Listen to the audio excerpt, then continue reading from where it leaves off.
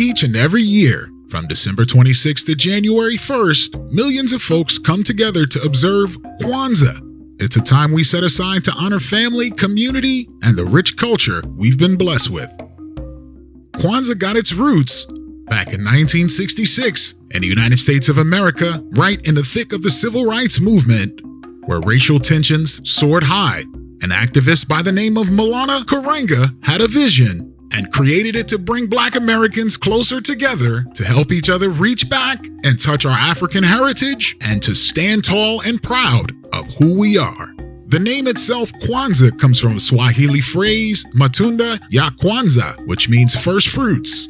First fruits is known as a reference to the first harvest of the season, the early crops folks work so hard to bring in. All across the world, in different lands and among different peoples, harvest time has always been a reason to rejoice. After months of planting and tending the ground, the bounty is ready. Folks gather, share meals, sell their goods at the market, and catch up with old friends they haven't seen since the last season. Indeed, a joyful reunion after all of that labor. Kwanzaa takes the old harvest spirit and uses it to build something strong in our community. It's all about coming together and lifting up one another and keeping those African roots alive, not just here for those in the States, but for people of African descent around the globe.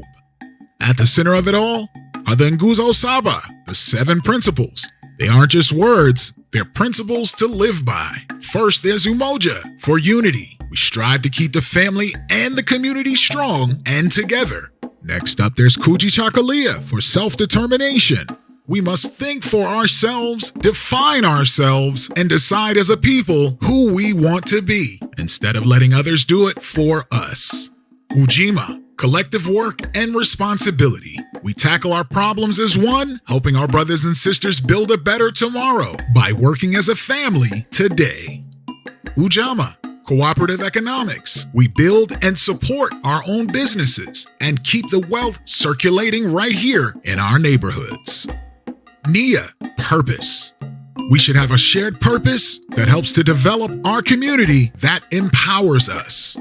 Kuumba, for creativity, says that we all play a collective part to be creative, to make our communities more beautiful than when we found them. And finally, Imani, faith. We hold fast to belief in not only just our God, but in the good of the people, leaders, teachers, and parents. These 7 principles guide each and every Kwanzaa observance, though no 2 families do it exactly alike. Many set out a special table with a mkeka, a woven mat, the kinara, which holds the 7 candles, and the kikombe cha Umoja, also known as the unity cup, with ears of corn to represent the children, and mazao, or fruits, for the harvest. Some also include simple gifts called zawadi. Each night a new candle is lit, and folks reflect on the day's principle.